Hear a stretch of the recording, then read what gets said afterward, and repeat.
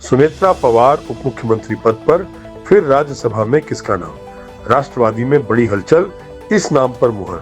लोक नेता अजित दादा के अचानक निधन से राज्य के राजनीति में बड़ी खालीपन पैदा हो गई है। ऐसा ही खालीपन सत्ता में भी महसूस हो रहा है। उनकी पत्नी सुनेत्रा पवार आज उप मुख्यमंत्री पद की शपथ लेंगी, लेकिन उनकी राज्यसभा की सीट पर किसके नाम पर मुहर लगी? राष्ट्रवादी के प्रमुख और उप मुख्यमंत्री अजित दादा का भीषण विमान हादसे में बुधवार को निधन हो गया।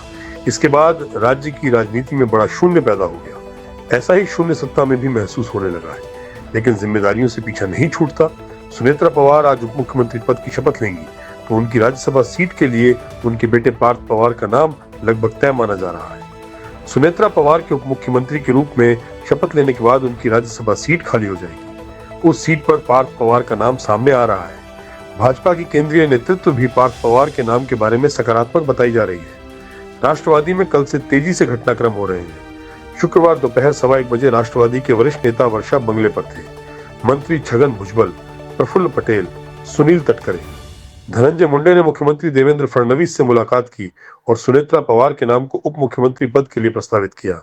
साथ ही राष्ट्रवादी की मंत्रालय इसी पार्टी के पास रखने की मांग की। सुनेत्रा पवार आज मंत्रिमंडल में शामिल होंगी। उनकी राज्यसभा सीट खाली हो जाएगी। उस सीट पर पार्थ पवार का नाम सामने आया है। उन्हें राज्यसभा भेजना तय किया गया है। सुनेत्रा पवार को राष्ट्रवादी के विधायक दल का नेता आज चुना जाएगा। शाम को उनका शपथ समारोह होगा। राजभवन में वे शाम 5 बजे शपथ लेंगी। वे बारामती विधानसभा उपचुनाव लड़ेंगी। अजित दादा के अकाल निधन से ये सीट खाली हुई है। जल्द ही चुनाव आयोग उपचुनाव का कार्यक्रम घोषित करेगा। राष्ट्रवादी के अध्यक्ष पद पर कौन? अब राष्ट्रवादी कांग्रेस पार्टी अजित पवार ग्रुप के राष्ट्रीय अध्यक्ष पद पर कौन होगा, ये भी चर्चा शुरू हो गई है। प्रफुल्ल पटेल का नाम सामने आ रहा है, लेकिन राष्ट्रवादी के एक बड़े वर्ग की सुनेत्रा पवार को ही ये पद दिए जाने की जोरदार मांग है। पवार परिवार के पास ही पार्टी की कमान होनी चाहिए, ऐसी आग्रही मांग है।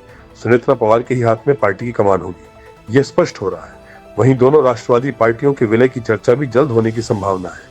राष्ट्रवादी में इस विषय पर चर्चा आगे बढ़ रही है। ऐसी स्थिति में राष्ट्रवादी को मजबूत करना चाहिए और पूरा पवार परिवार एक साथ होना चाहिए। ऐसी मांग दोनों ओर से हो रही है। शरद पवार की भूमिका इसके लिए महत्वपूर्ण होगी। दोनों राष्ट्रवादी एक साथ आए, ऐसी दोनों पार्टियों के विधायकों सांसदों की भूमिका है।